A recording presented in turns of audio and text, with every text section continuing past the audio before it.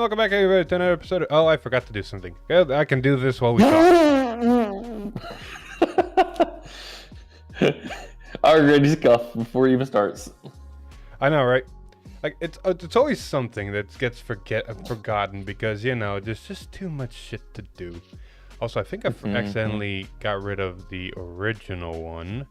So no, there's the original one. Oh, thank fuck, I was not an idiot. Hi, everybody. Pretty much a normal stream from TDH right now. Me talking to how I'm an idiot. Yeah. I expect nothing less at this point. Anywho, put that there. So this should be working now. So if we get anybody chatting, chat's gonna appear. I forgot to actually, do something with chat. There. There we go. But welcome to. I'm so used to now looking this way when we usually record, but because we're doing it this way, I need to turn and look at this camera now. Welcome back to episode 240 of V-Time. Yay! Yay. Philip, you gotta channel your inner favorite quote. Look around to find out. No, pivot. Pivot. Pivot. Why are we pivoting? You were like earlier, you're like turn. I was like pivot. But we're doing a live beat time. Alex, want to tell people why? Yes. See these things on my head? Well, you'll never know because they'll never go up. But the recordings we did before, they were not there, and because of that, the audio was trash. And because of that, that's why we're here. But that basically just means now we have a lot of already known knowledge input to put into some of the stuff we're going to talk about. So we're just going to go straight into it. Yes. Might just make this a little bit bigger so it's a little bit easier to view.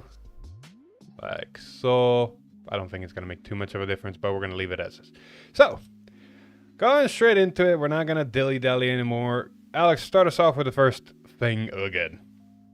Oh yes, we got Volubi Leaf Rattail. It's a grade 1, double rare. Act, rearguard cost, put this unit into your soul, choose one of your plant tokens, and against power plus 10,000 until the end of turn. Simple, straightforward. So my gripe with this card was the fact that it doesn't do much, honestly. On paper, it does not do much, and it's technically a minus, but I do think that this is like one of those cards that give it time. There's going to be something that just abuses the hell out of it, and it's just going to break it. Oh, yeah.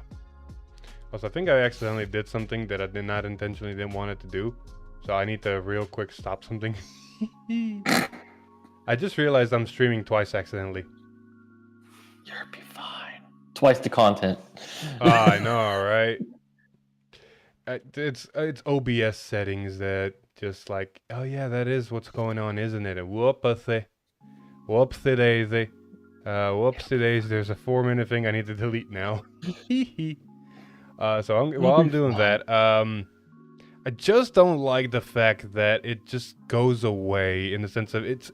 Like I said the first time, it's a discard from hand to give something plus 10 and technically soul charge 1. I mean, the way I look at this card is I look at it similar to how people used Burrow Shrooms, because people would always say, I'm going to call Burrow Shrooms, I'm going to put Burrow Shrooms in the soul, I'm going to make 2 plant tokens. Same thing's going to go with this. Whenever you got the card that the deck that breaks it, they're going to go, cool, I'm going to use a res effect, res this card, put it in the soul, after your soul blast it for the cost of res, bring it back and put it back in the soul and give 10k to plant tokens.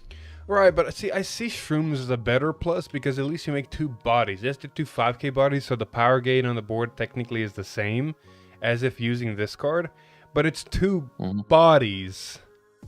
So you don't have to waste more resources to make more bodies on the board if you already have bodies because of the card you just used. I'm not saying this is a good card. I'm saying that there is going to be a deck that abuses the hell out of it. Because a good example, Philip, was remember back in the day when what's it called?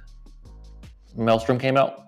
Yes. And people were running what's his name in the soul? Tidal Assault for the red line. Oh, Sure. People ran the Sylvanhorn card that retired itself to give 10k to something. It was a minus, but they ran it because there was a use for it.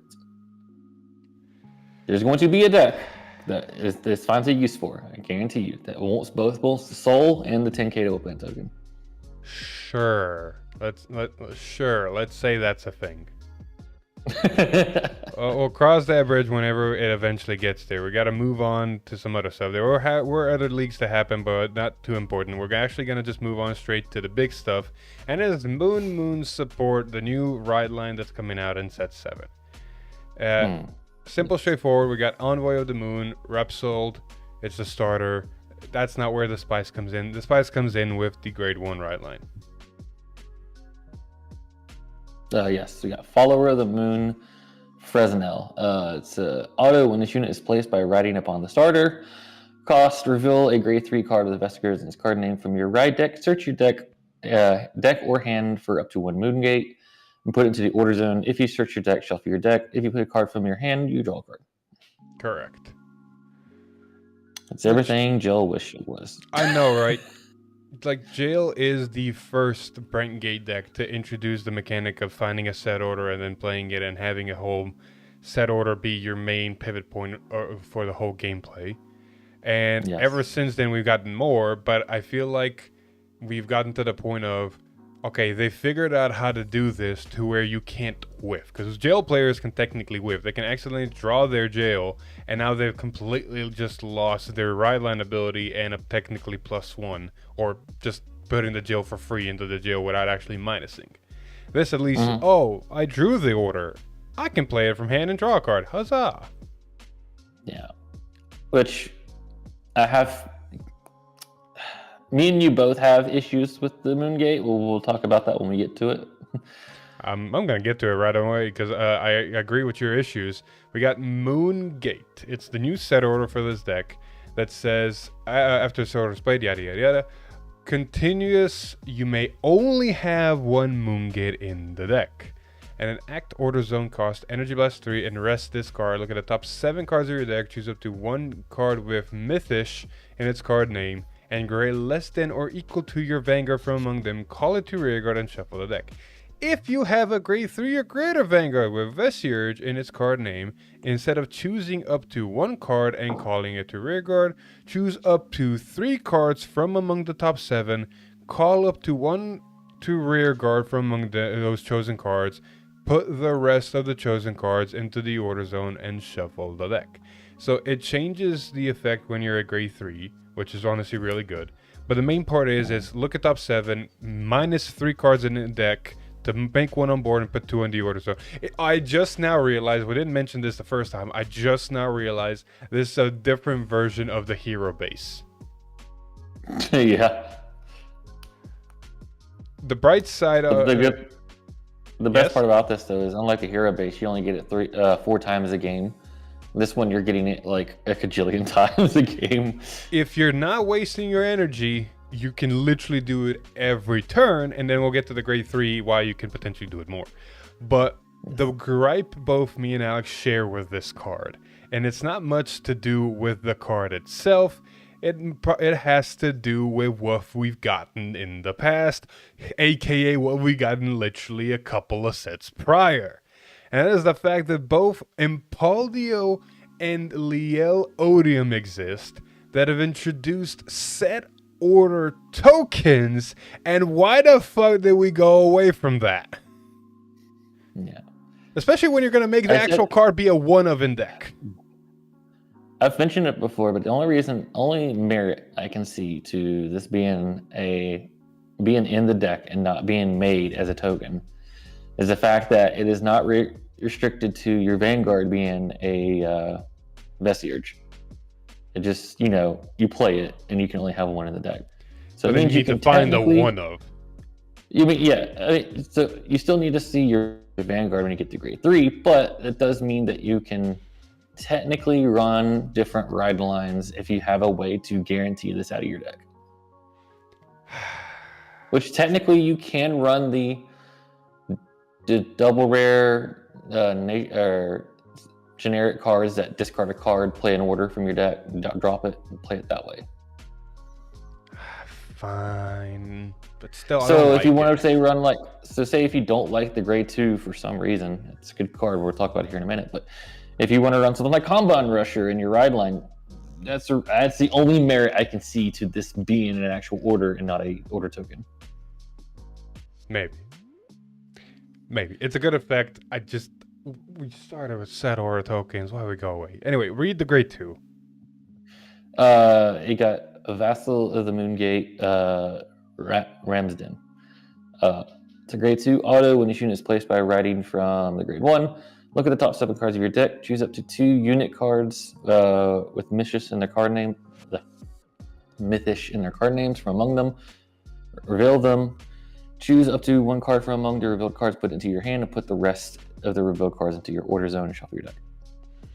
Again, it's basically the order effect, just on the grade 2. Yeah. I like it. It starts the deck thinning process. It gets you free attackers in the early game. It's just a good ride line, finally. Yeah. Again, you can run a different ride line, but this is a really good card. I don't see why you wouldn't. Exactly. And now to talk about the coup de grace, the main guy himself, Keeper of the Moongate Vesierge, or however you pronounce it. He's honestly a very simple effect, but because of the Moongate, it makes a lot of sense why this deck just works the way it does. Because he only has 3 abilities that are all honestly really simple. First one going, active Vanguard once per turn, cost Soul Blast 2, choose a Moongate from your order zone, choose one of its original act abilities, and activate without paying the cost. Then it goes auto Vanguard when this unit attacks, Counterblast 1, choose 2 unit cards with Mythish in their card names from your order zone, call them to rear guard in the same column, and all of your front row units get power 5k until the end of turn, so it's basically like a multi-attacker. And then the last ability is a little bit reminiscent of Android and some other defensive decks, where it says auto Vanguard when your unit with Mythish in its card name is put on Guardian Circle, put a card with Mythish in its card name from drop on the bottom of the deck, and this unit gets shield 5k until the end of battle. Or that unit that was placed. So you're telling me for 2 Soul Blast, you get the +1 to board, deck thin 3. You get a mini Persona ride and an extra column, so you have multi-attack. And you have good guarding potential, technically, depending on how you guard. On top of that, refilling the cards with the missions, so you can just keep refilling the board. Yeah, and recycle. And a lot of decks. On paper, this is a really good card. Because you get to use the order twice. Like, think of it this way. You can even technically use the order going turn 1. It's not going to do you anything because you can't call a card that's grade less than or equal to your Vanguard since you're a grade 1, and we do not own a grade 1 Mythish just yet. But going first, okay, turn 2, look at top 7 with the grade 2 ride line. Put one there, use the order, look at top 7, call 1. Okay. Ride grade 3, order ability, look at top 7, get 3 cards. So that's already 6 cards you potentially deck fin. Now we're talking about maximums. Use the ability of the Vanguard, do the order again. Look at 7 cards to get 3. So I've deck fin 9 Mythish, up to 9 Mythish by the time you're at grade 3. And every time I've done this, I've basically made a new unit on the board. Yeah. So you're gonna be thinning out a lot, and you're gonna get a half Persona ride, which is always good because none of this is grade restricted, by the way. So you can just do all this while your opponent's a grade 2. Oh yeah, and we're gonna get to the potential of this getting a little bit stupid and out of hand with numbers, but we're gonna get to that. The only other thing I want to say about this card is I like the fact that the Vanguard says Soul Blast 2, you can activate it without paying the act cost. That just basically means if you're in a resource bind, because one of the other cards we're going to talk about is an Energy Blast card. So if you're really in a resource bind and you've already in the late game and you know that you don't have that many Mythish in deck, so you don't have to use the order twice, you can just use the Vanguard's ability Soul Blast 2 and save the Energy Blast cost for a different card later. Because you don't have to rest it, you don't have to use the energy. The order can just stay there and you just use it with the Vanguard's ability and that's it. My only gripe with this card is that part of a skill is counterproductive to what the deck wants to do. Yeah, So because the you whole got deck is deck thinning and deck thinning and deck thinning. But if you get into a pinch and you start guarding a lot with mischievous cards and you have to start recycling a lot of them, well, now you're resetting your deck a lot with cards that, you know, you're going to get shuffled back in the next time you use your Moongate. exactly. So it's nice that you have a guard skill, but it's kind of, the guard skills also kind of holds the deck back in a sense. But it does help it to where you don't have to deck out. You can continue recycling the board without using your hand, and it does give some. So the shield, I always look shield value as a good thing as an add-on, because in this point of the game, a lot of things are hitting for big numbers. Having as much shield as possible to guard those big numbers is always a good thing. Oh yeah, 100%. Anyway, speaking of shields, because it uses Mythish and it looks for Mythish and the Moongate looks for Mythish, you need a lot of Mythish. I'll give you a spoiler warning. You probably already read it while it's on screen, but there's only 2 Mythish cards. That's why one of them, Alex, is what? Crowwing Mythish Ravennarg. I think it's his name. Ravennarg. It's a weird name. Anyways, it's continuous. You can have up to 16 copies in your deck. And then continuous, if you have a grade 3 card or Vanguard of best search in its card name, it gains boost. That's good. That's honestly really good. It's literally just, this is the body on the board. Yeah. You have a column of these, there's 20k. Just pass a trigger over. Oh, your Vanguard attack, now it's a 25k column. Yes. Or even bigger, depending on the cards we're going to be talking about soon. Oh, don't worry. I'm about to cover the card we're about to talk about right now. In Elephant Goldmane, it's a new normal order for this deck that says play this with Counterblast 1, choose one of your grade 3 or good Vanguards with best origin in its card name, and it gets continuous.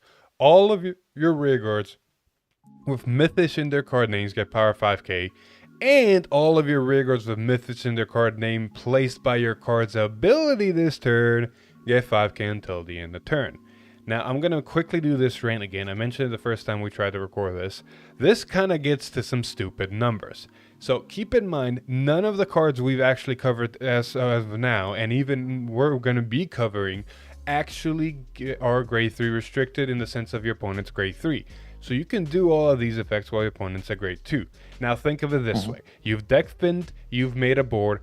Let's assume just from the crow we talked about earlier, and the crow's the only card on the board, there's 5 crows on the board, right? You activate the order, you go into battle phase. Your first column is already swinging for 40k. 30k, because they're both Mythish. Maybe even swinging for 35, because let's say one of them got called by the Moongate ability, right? So that's a 35k column. And then your Vanguard, and let's say the other column is also 35 because one of the crows got called by the second Moongate ability, right? So the 35 column swings into a grade 2. That's a 10k. Then your Vanguard swings, calls 2 more crows from the Moongate order zone, and then gives 5k to the front row. So now that Vanguard column is a 13, getting boosted by a 15, making it 28, gaining 5k more, making it 33 twin drive in a deck thin deck versus a grade 2. Then you swing with a column that was already existing there, that we said before was 35, now it's 40k, not counting triggers because of the 5k to the front row from the Vanguard's ability. And then your last column that you called with the Vanguard's ability, both of the called crows are getting 10k because there are Mythish and they did get called by card's ability. So they're both 20ks on their own. That's a 40k column plus 5 from the front row. So that's a 45k column again without triggers. All of this is going into a grade 2 Vanguard. There's some stupid numbers at hand. Yes. But there is a downside to all this. We'll talk about it later, but one of the downsides though is you do have to see this card. Yeah.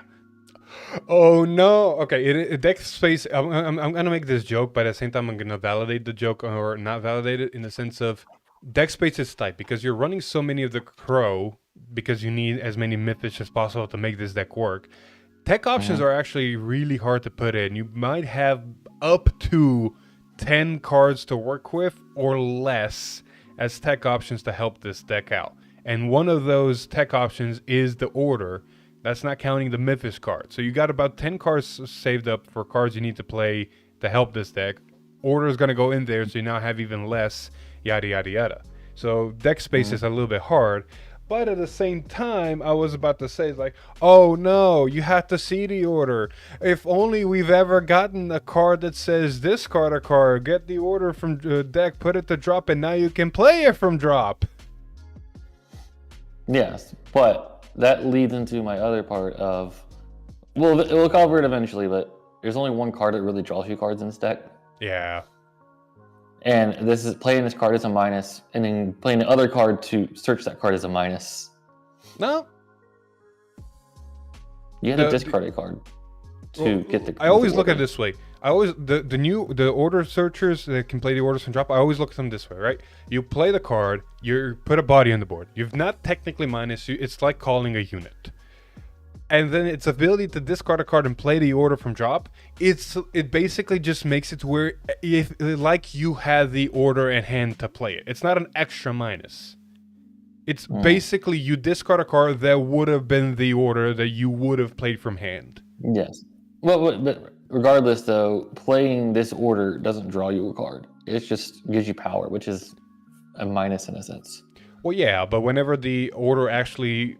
So you minus one card in hand, but the order power potentially asks your opponent to minus up to 4 cards out of their hand. Fair. Time will tell. We'll see when we actually get to play it. Exactly. Anyway, continue. We have a dedicated booster for the deck, actually. It's not a Mythish! Yeah. Yes. Heroic Deeds... Draco Kid, and that's the problem. This card is not a Mythish. It is continuous rearguard during the battle. This unit boosted. If you have a grade 3 or greater Vanguard with Vestures in its card name, this unit gains power +5. And then auto rearguard when it boosts a Vanguard Vestiger in its card name, gains power +2 until the end of battle, and then you can cost Soul Blast a card and put a card with Mistress in its card name from your drop to the bottom of your deck, and energy charge 3. So you're telling me you got a Soul Blast to recycle a card that we really don't want to put cards back into the deck, probably. And just the energy charge. Yeah. Which it will come up why you might want to run this. I think last time I looked at Lon right before he started recording, he actually was still running this. Maybe he found it was needed, maybe not. I don't know. Well, spoiler alert, the next card we're going to talk about has an alternative energy blast cost. And with your Moongate energy blasting every turn, you don't really have much room to energy blast a lot. So having this and giving you the option to energy charge could be nice, especially since the other cost for the other card is a counter blast. So sometimes you want to energy blast so you don't have to waste your counter blast. Exactly, and the card in question is the first Mythish, Wolfschwanz Rotnir. Man, brain getting their German names. I know, right? So this is the other triple rare. This is basically your main piece you want to see to have your plus engine as well as good attacker, because it has 2 abilities that really are good for this deck. Its first ability is when this unit is placed on rearguard, if you have a grade 3 or greater Vanguard with this series in its card name, until the end of turn, when this unit would attack, choose one of your opponent's front row rearguards and it battles your opponent's Vanguard and all of the chosen units on the rearguard. And its other ability is auto rearguard. When this unit attacks, if your order zone has a Moongate, this unit gets power 5k, so it's always a 15k attacker, and then cost Energy Blast 3 or Counter Blast 1 to draw a card, so you can do this even in the early game. Yep. This is your draw engine, because if you see, this is the last card we're going to talk about for the deck. So this is the only way you're going to plus outside of the Moongate. I do find this a weird... So the second effect is just good. 15k attacker that can plus, always good. You can find it with the order. You can put it back with the Vanguard, so you can keep recycling them to keep trying to find them. So not having it on board is going to be really hard because of the way the deck works. You gotta really brick hard not to see this card in the Moongate deck. The the thing that I feel weird about this card, which is kind of like a double-edged sword, but not really, is the fact that when it's placed, you choose a front row rear guard in the Vanguard, and it attacks that rear guard and the Vanguard when it attacks. If it's not the first attacker, you're basically giving your opponent a chance to use a 5k shield while they can to basically guard whatever the first or second attack is, and then you don't have that removal target, which again is like a double-edged sword. It's one of those things like, well, I'm going to get rid of this thing on the board. You either are going to use it as a 5k guard while you can, or you're just going to lose it altogether. So it basically is still a removal, but you're giving your opponent a chance to use it, a 5k shield, where, you know, honestly, the best way I can describe it is think facing Varga. Yeah. Although I will say, it is on Flavor Point though. It is the first Mythish. So it's going to be the first attack. I can see that. I can very much see that, because the other one was just called Crowing Mythish, so we're still missing technically. So what did the anime preview show us? The anime preview showed us, what, 4 Mythish that are not the Vanguard? Yeah, they showed us 4. I think 1 was included in the Vanguard, so there's at least 2, because I think this was one of them that was in the art. So there's 2 that we do not know. Was Crow one of them? Crow is not one of them. You sure? Yes. Yeah, it does look a little bit weird. Who knows? There's potential there's 2 more Mythish. More likely are going to be coming out in set 8. When they do, Crow might be going down a little bit, but I can see kind of why they... I made this point when we first talked about this. I can kind of see why they didn't want to add more Mythish names and just made one unit be able to be run at 16 copies of. This set 7, is already packed to the brim with cards. There's cards that are double rares are already hitting the set code of 51. That means that there's double rare, and then there's 50 cards above it that are double rare or triple rare rarity. And then because of all the reprints. Exactly, because of all the reprints, because of all the trigger extras, yada yada yada, over triggers. And then the best perspective is a lyrical card. So lyrical in set codes in the sets is always the last nation. So it's always going to have the biggest numbers, especially when we're talking about common lyrical cards. I didn't mention this on the first recording. I realized this additionally after. A lyrical card that I mentioned is a grade 3 lyrical card. So it's on the top of the stack of lyrical section. And it is 144 in the set code. A grade 3 lyrical card is 144 in the set. And we still got, probably commons that are nationless that we got to put into just for Grifagira. Yep, the normal orders are going to go into the ride line. Yeah. So there's already 4 cards there.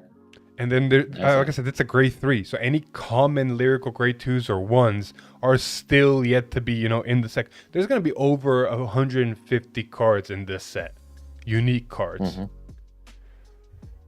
Oh, boy. Anyway, they're on the screen have been for a while. The SES, the Seeker Rares for both the grade 3 and the grade 2, which I don't know how I feel about the grade 2 getting a Seeker Rare, but, it got it, so. All right, I didn't talk about this on the first recording, so I get to put it here. Okay. I have a theory. Okay, what's the theory? This is a spoiler for anybody who hasn't watched episode 2 of the anime. So in the anime, Akina loses to this deck, and the guy goes, for your trial, here's a card. And he gives him a card, and it's the Griffin that we see in the opening. And the Griffin has the same insignia as all of the Mythish cards. Yes. So it's a theory that it is going to be a Mythish card. Oh, very cool. So I think that every time he beats somebody, he's going to give them a Mythish unit that is going to be a triple rare unit, and all of them are going to be secret rares. That'll be cool. And who knows? Maybe down the road in the story, is like, oh, cool, this deck can technically use all of the Mythish from each nation or something, and it makes sense why everything works the way it does. Yeah. Anyway, with Moongate out of the way, let's move on to the next couple of cards. There hasn't been any real leaks in between, so we're going to just jump straight to the 30th stream that happened last week. And I'm going to cover the Amorta support, while Alex, you're going to nicely cover the Razel support. And starting us off with Amorta, we got Divine Sister Kogin Aman. And also, I will warn you right now, Alex, yes, I'll go on the same fucking rant again. Go for it. So it's a grade 1 rare that says auto when this unit is bound from rear guard by the ability of a grade 3 or greater Vanguard Leal in its card name. Choose one of your units and it gets 5k until the end of turn. If you use the divine skill during this fight, choose 2 of your units instead of 1. So the effect itself is not too bad. It basically bumps up the board. A new copy of itself is going to come in, so you can basically bump herself up again, yada yada yada. The biggest downside about this card is the fact that it's a grade 1. You're never gonna have this in the front row attacking, so why the hell does it have an ability like this? It's a rare for a reason. But then we move on to the grade 2 double rare that Liel got. And here's where my tinfoil conspiracy theory will start.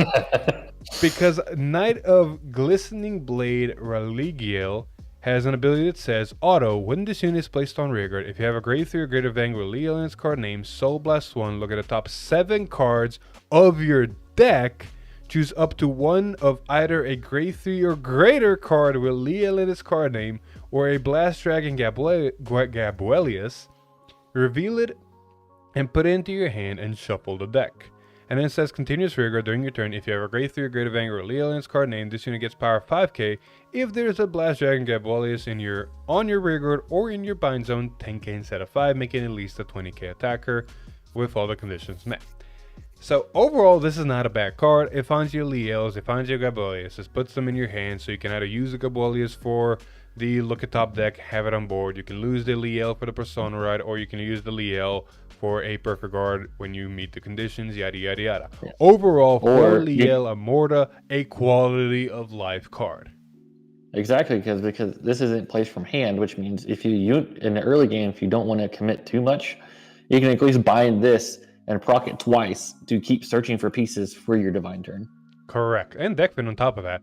The downside about this card is the fact that it is Soul Blast. Liel has already been Soul Blast heavy. That's why in the previous support we had a unit that said whenever you bind a card, Soul Charge 1. So managing Soul again is going to be a little bit difficult because Gabuelius Soul Blast, Liel Soul Blast, not Liel, the dedicated booster Soul Blast, the good grade 2 attacker Soul Blast when it's bound. So there's a lot of Soul Blast going on. Soul Blast. Yeah. Why couldn't we get a Shenriphilia in this deck? Why do we have to get a dog that gets retired? Oh man, he's complaining about dog. I know, right? But here's the tinfoil conspiracy theory, right? I understand that sometimes Bushiroad makes cards that future-proof and if something were to happen, or premium-proof if the cards decide to get run in premium. You see a lot of the times cards when referencing other cards say, if you're grade 3 or greater Vanguard, X name, yada yada yada, you do a thing. That's meant for premium or future proofing. That way, whenever you stride on top of a card, you still have the original name, even though it's a grade 4, so you're not restricted to, grade 3, yada yada yada. Side note, if that was ever a problem for specific units that don't have any other version, you could have just said the name. Like Liel is a good example. You're not doing Extreme Fight. There is no Liel grade 2, grade 1, grade 0. Why the fuck does it not just say Liel in its card name? But I digress. My tinfoil conspiracy theory comes in because I've never seen, or maybe I've seen it and I've forgotten, I've never seen an effect that says look at top 7 cards of your deck for a grade 3 or greater card with Liel in its card name. Why the hell would we care if it's a grade 3 or greater card if we're looking at a deck?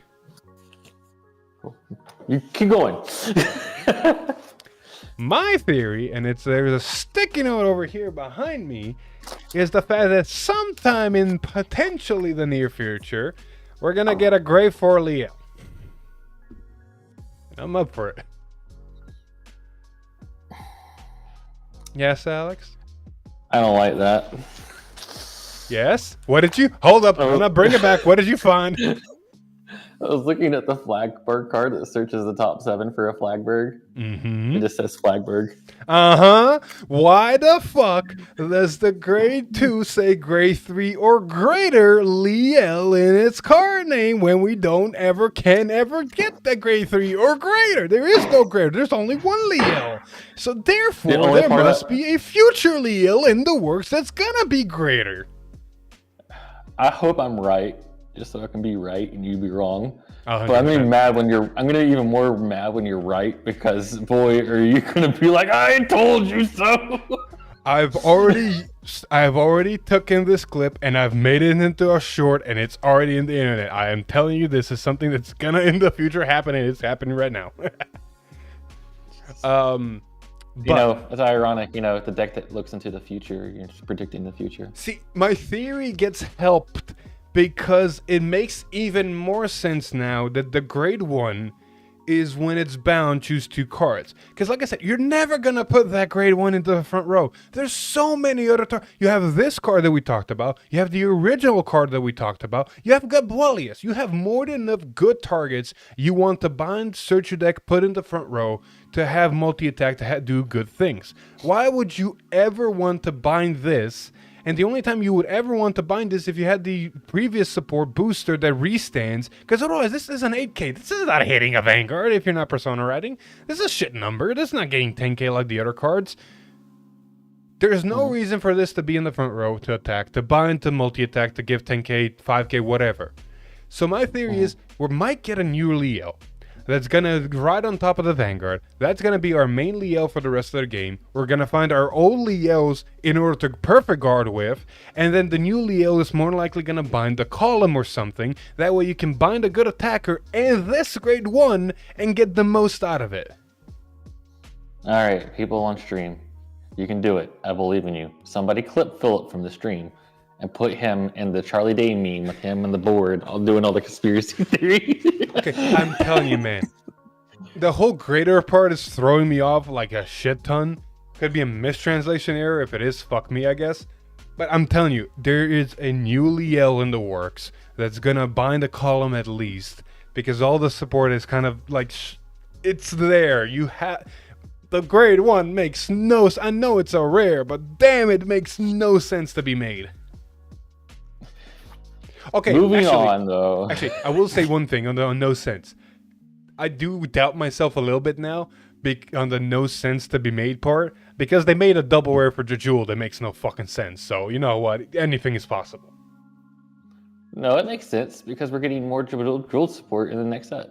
Yeah, and that card still makes no sense. If that card redeems itself because of the new set, that then puts Liel Theory back on the fucking top. You know this, right?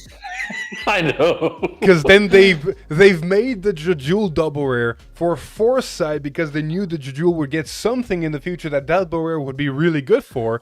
So what is this double rare? Something for future? You're just helping me here. I'm gonna feel your fire just a little bit. I hate that I'm doing this. So what are the triple rares this set for Keter?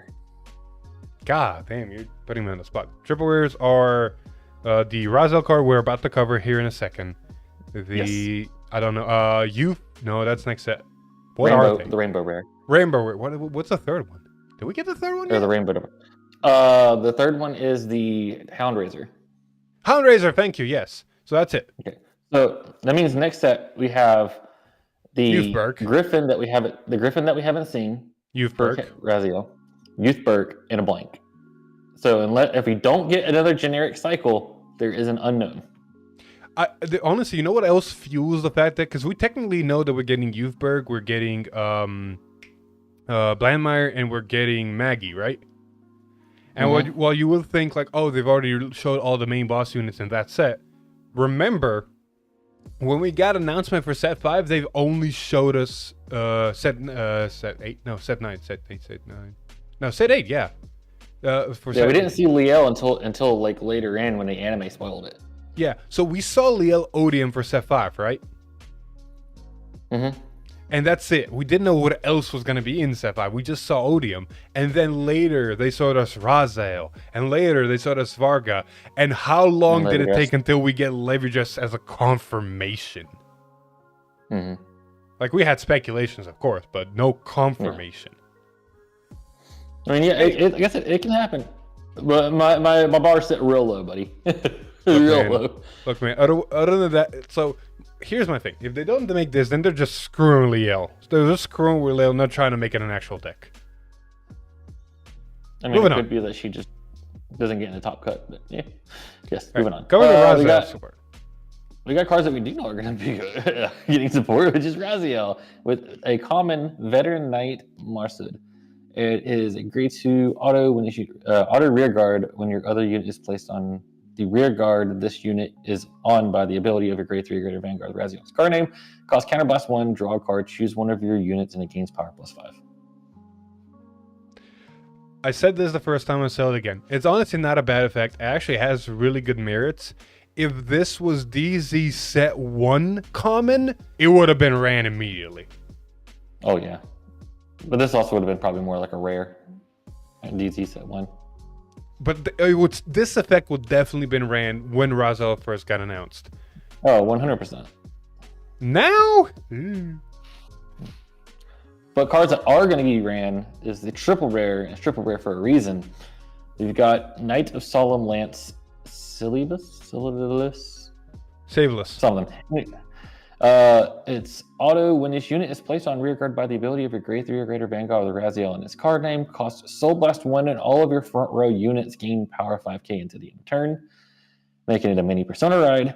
And then auto rear guard at the end of the battle, this unit boosted. If it was placed on rear guard by the ability of your grade 3 or greater Vanguard or Raziel and its card name, cost bind this unit and draw a card. Very good, very, very obvious reason why it's a bind this unit type of effect.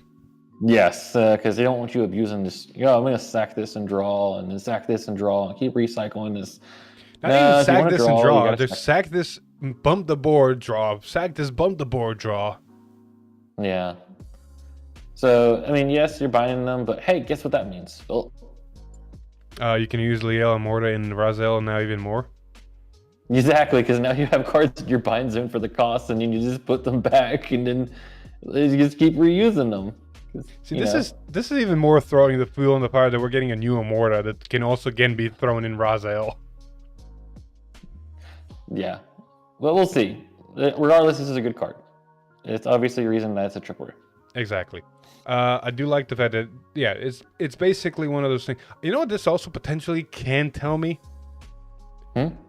That they might, maybe might, in a future April ban list, hit Dog completely, or at least choice restrict him with a couple of decks. So they're giving Raziel here's your alternate to the Dog. I could see that. Just choice restrict Dog and Raziel. Honestly, choice restrict Dog with the Caterpillar. Like, maybe you still run it with Raziel, but at least now they don't have the bullshit of early game. I honestly still think the fact that if they're ever going to hit Caterpillar at all, they just need to restrict Teofil to 1. Maybe.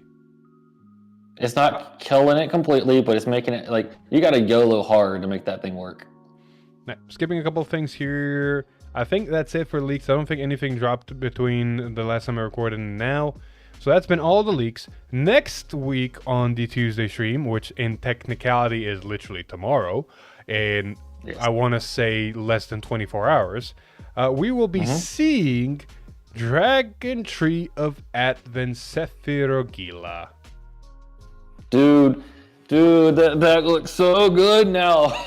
So if you watch the anime and you saw the effects, dude, they fixed everything with the deck. Everything. Well, my brain did a funny this morning. Depending on if you're available, I might have you face someone, aka Hector, playing some aggro sirens. Oh, I was gonna be funny. I was gonna say, dude, you know, hilarious is put Dragon Tree versus Dragon Tree, old Dragon Tree versus new Dragon Tree. Don't do that. Please don't. That's just gonna be a slaughter. But, no. On a side note, for anybody who's not watched it, spoiler alert, dude, the fact that they are not calamities and they are blessings, right?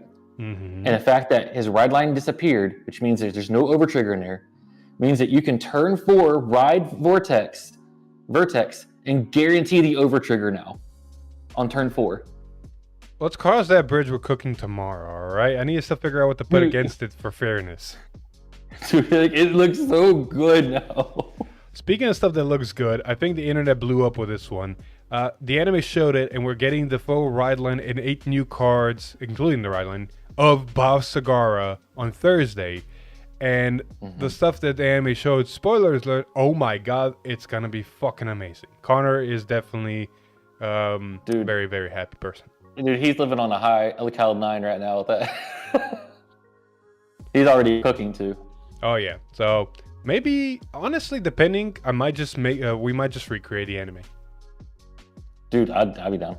There we go. We'll cross that bridge of matchups in the next coming days. But for right now, we got to move on. Let's real quick cover everything else that happened in the news section. Just going to double check on the top. I don't think anything else happened other than Busher Expo basically got announced. And we have a couple of locations revealed of where they're going to be. Apologies for the camera being in a weird spot, but for right now, that's good enough. Mostly, we see 2 locations in the U.S., more likely Anaheim, and I want to say New York, but I don't know where exactly that might be. Well, Mexico... I heard somebody say something about Philadelphia, maybe? Maybe. It's always going to be... apparently, Busher Expo is going to be in cons. So think of what's a con. I'm honestly, that's why I think it's going to be New York Comic-Con and San Diego Comic-Con, honestly. Not Comic-Con. Why am I thinking Comic-Con? I don't know. It's gonna be at a con. What are unpopular cons in those locations? Yada yada yada. Yeah. If you've ever been to Cheel Expo, I'm pretty sure it's gonna be Anaheim because it was a pretty decent location. Regardless, more information about this is gonna be revealed later down the road. But we got apparently, I think we got Sydney, Australia. There's gonna be one in India. I think that's South Korea. I'm not 100% sure. A lot of Asia and Oceania. More likely Singapore's among them. And then in the Europe side, you can see those 2 little dots over there, France and London. Or I say London. It's the UK, but more likely in London, and France more likely in Paris.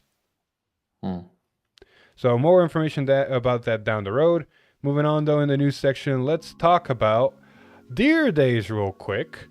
And the fact that not only do we have announcements for the DLCs for Deer Days, that means Set 4 coming out in spring 2025, Set 5 spring and summer of 2025, and the Hari and Night Rose sets coming out sometime in the summer of 2025.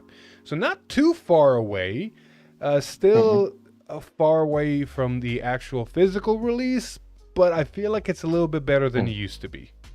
But you know what's not far away? What? The physical release. Yeah, the physical release is coming out this week. Yeah. So it's already on pre-order on the Nintendo eShop. I've got my pre-order done. So huzzah there. I might not play it day one because I'll be on a trip to BCS Germany. So yay. So question by the way. Yes. You pre-ordered it. Did the price change at all, or is it still the same? I didn't see a price change at all. You didn't? Okay. Anywho, so huzzah there. The cool news, though, on top of that, is apparently there's going to be an official Deer Days 2 tournament later this year. Huzzah! Which means that they can actually hold tournaments. I do think so. There's 2 things here that I didn't mention the first time about this tournament is, so either they're gonna figure it out, or they're gonna make 2 tournaments, because you got to think there's no crossplay. Steam and Nintendo players cannot play against each other. So either they're gonna make 2 tournaments, one tournament for the Nintendo players, one tournament with the Steam players, or by the time this tournament happens, they're gonna figure out crossplay, and then that's gonna be a thing. I was gonna say maybe this is a hint that there is gonna be crossplay now. Or maybe this is a hint that they're just gonna say, only one of these platforms can participate in the tournament, which is probably the worst decision they can make. Yeah. Also, I do think it's funny because I guess this is what's replacing BRO. Yeah, we have not been heard. Exactly. I think with BCS getting moved to the winter season and it getting extended, and I'm going to just announce it now because we got the confirmation of it. I'm going to skip all this and kind of come back to it. Bushiroad's Summerfest got announced. Yes. So with all that happening, like Summerfest is going on from May to September. So literally as BCS season Worlds ends, Summerfest starts, and it goes all the way to September where BCS this year, or technically 2024, started. So there's not much space in between to do BRO. So I think, yeah, because they can use all of their streaming, what do you call it, assets and stuff like that, and use it for tournaments for Deer Days. Exactly. So good news. So I think that's where they're going to move that to. But we got this information on the English conference video from Bashir, and a couple of news there. We got some English dates for future sets. First off, we got June 27th for Knights of the Rebirth. So that's the set 8 with Blandmeyer, Youthberg, Maggie, and who knows what else. We're getting the Skyfall manga, and there's going to be a bonus card included. Ha ha ha. Man, I'm telling you now, you're going to look at Barnes & Noble, and they're going to go, man, why is this manga just selling like crazy out of nowhere? It's selling out more than the solo leveling right now. Yeah.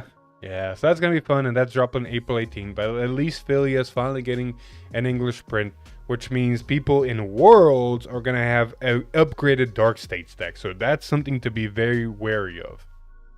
You're going to see a lot of Leo. Yep. The product schedule dropped for the English side. Everything is on par. We're getting January 24th. We just got Night Rose and Hari. Generation Dragon's Genesis is coming on February 20th. I could have sworn we had excuse my language. I could have sworn we had a set named Genesis Dragon, and now they're going Generation Drag Genesis. God, they're trying to come up with names, and they're kind of losing it. Look, man, just let them be. Be happy we're getting brought. Fine. Moonfang is coming out April 25th. Korokoro is coming out May 30th, and then, like we just said, Night of Rebirth, as well as the master deck sets for both Leonor and Drajul are coming the same day, June 27th. The one thing about the only product I think we're missing from this is the Skyride manga decks, which will come out more likely after the master deck sets, if they come out.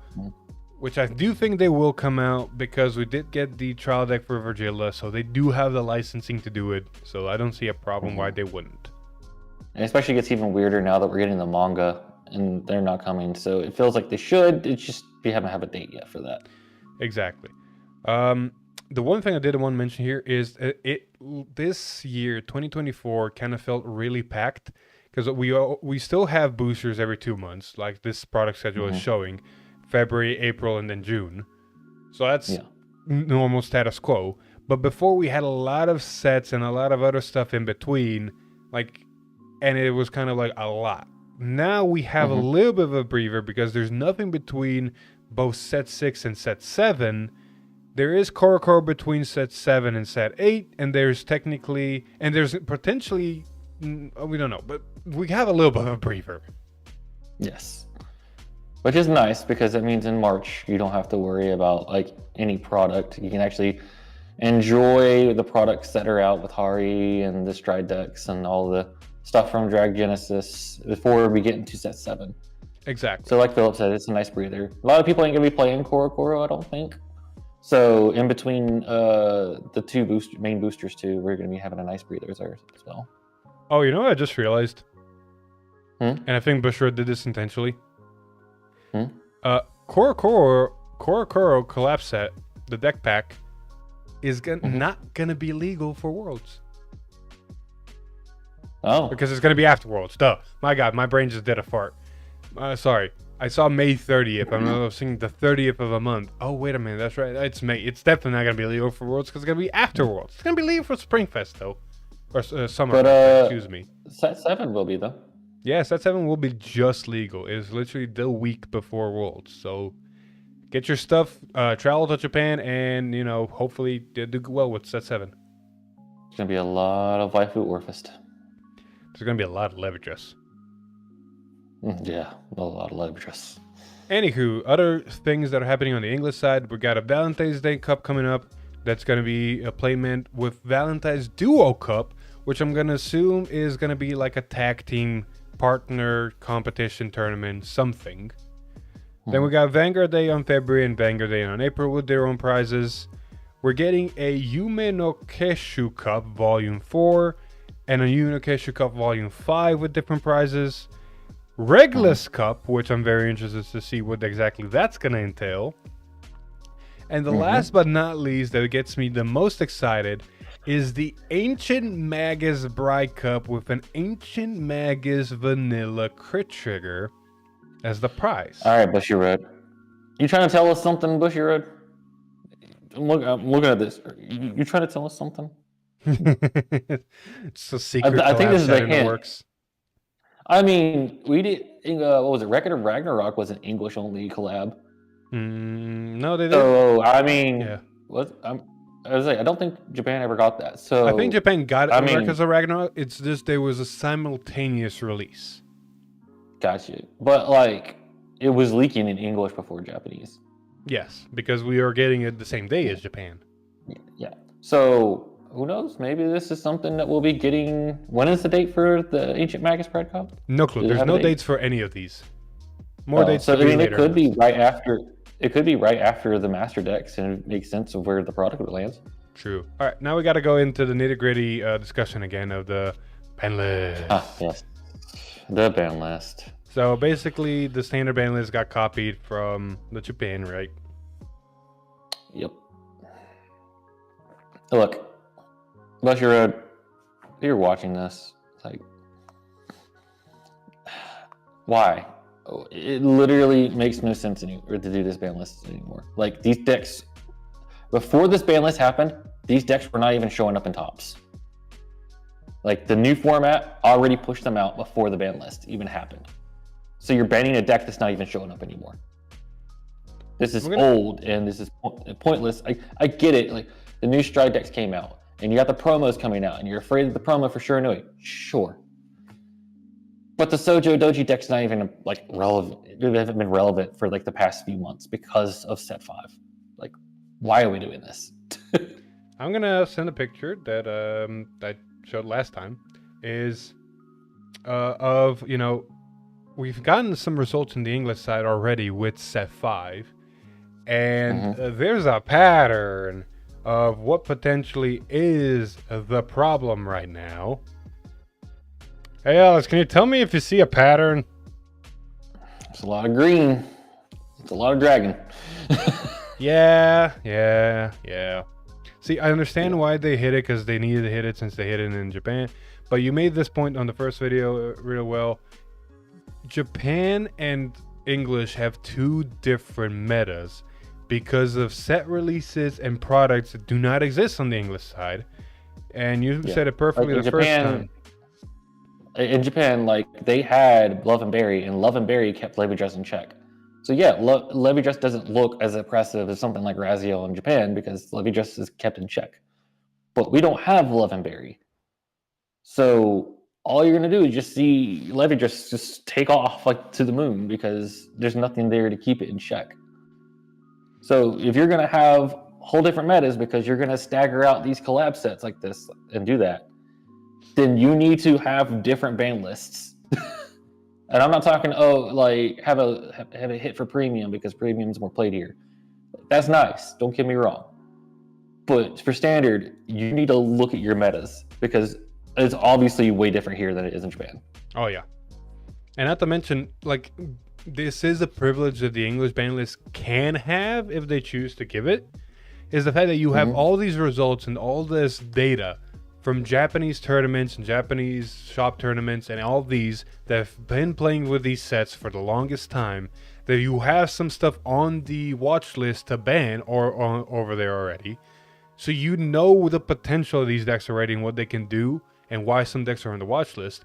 You can preemptively or ban some stuff a little earlier than you did over there to just make it a little bit more fair so the deck doesn't go running rampant.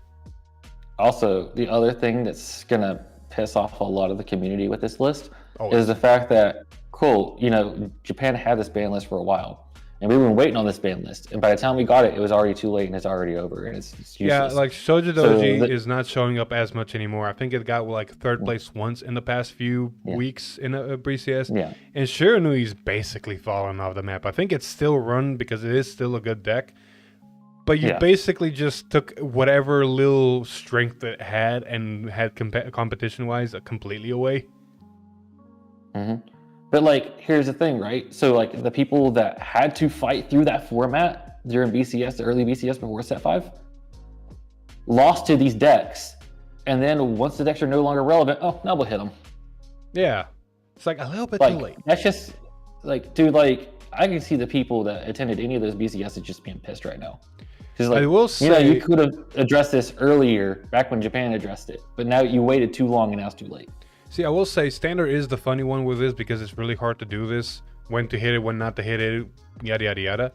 But at least Premium. Premium is a format that's never going to change because, let's be honest here, Premium product is basically dead. We're not going to get any more Premium product for a long time, if ever. The Premium is going to stay the way it is. Standard's basically going to be upgrading Premium slowly with any generic support it might get that's not energy tied, yada, yada, yada.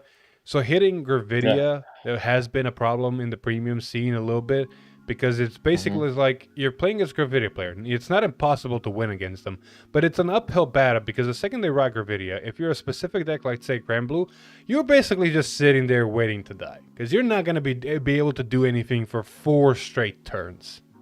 Yeah. And I know a lot of people in the Premium community is like, well, why didn't you hit Katrina? And why didn't you hit, what was the other deck that's floating around up there at the top? Oh, Shiranui.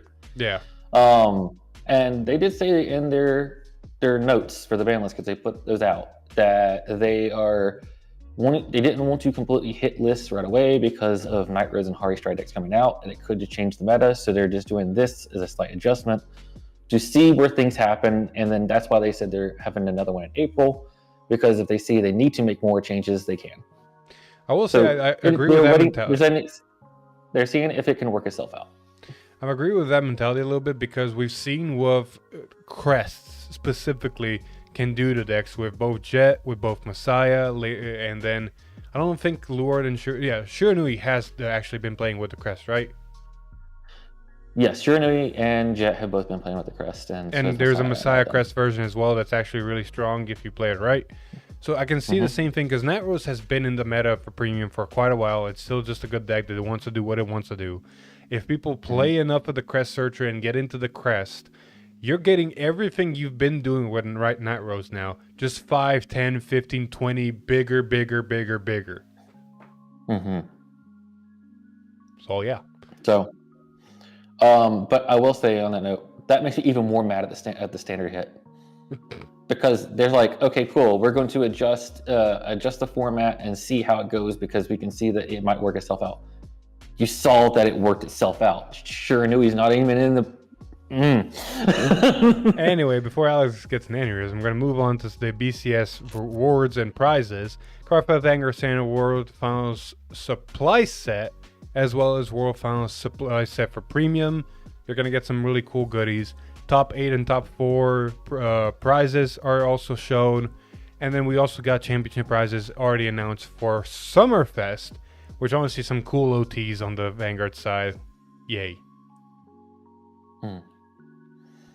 And I think for the most part, that's been it. The only last thing we need to address is the fact that they've announced for Summerfest that you will be in teams for Standard. However, Premium is going to be a best of one individual format. And even more so, that they are not going to be in every location. Some will have Premium and some will have Lyrical Cup instead. Yeah, Lyrical Cup also got announced. Yep. And it has the community in a roar because there is a lot of avid Premium players that are like, I'm going to be mad if the only regional I can go to won't have Premium. So I'll say this spiel again. Here's my thoughts on what's going on in all this. Bushiroad and Vanguard are primarily targeted for the Japanese market. us getting stuff in English is an added bonus for them, or at least a little bit. Like, yes, they're doing worlds and all that. They are putting the effort. I'm not saying like we're just a afterthought, but we are also not the primary thought. So they are always basing their decisions, basing the product, and basing everything off of their most selling market, which will be Japan, I think, and what people play there. And everybody, or if you don't know, in Japan, premium is basically non-existent slowly. It's slowly getting phased out. A lot of shops have stopped supporting premium tournaments. It's basically standard all the way. It's not like the European and the American mentality of premium is a format that people like to play and there's a big showing for it. Like, there's about as much premium players as standard players at every BCS, because a couple of them, play both.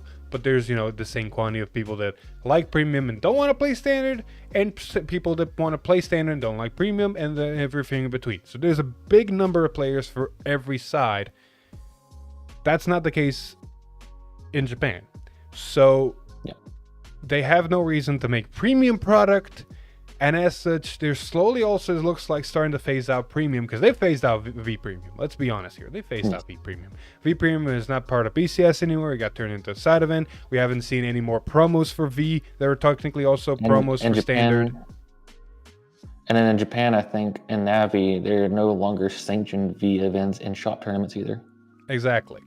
So it's all slowly going into a one format thing. Which makes good sense things from and Japan bad standpoint. Exactly. So there's good things and bad things about this. One of the cons, of course, is you have a lot of dedicated premium players internationally that if at all premium gets axed, they're going to just quit the game immediately. There's no two questions about it. The second premium gets axed, they're going to quit the game immediately.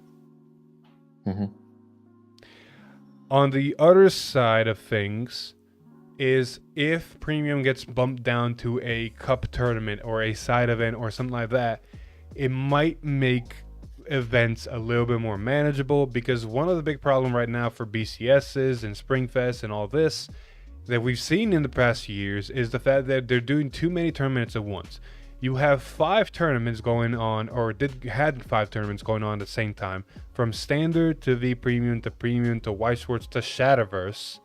And stuff got packed, not a lot of participants. I remember BSF's Springfests, where I'm playing a team with standard, and we're having fun. And then one of my friends is going into a V Premium standard, fireworks, is going into a V Premium Springfest tournament.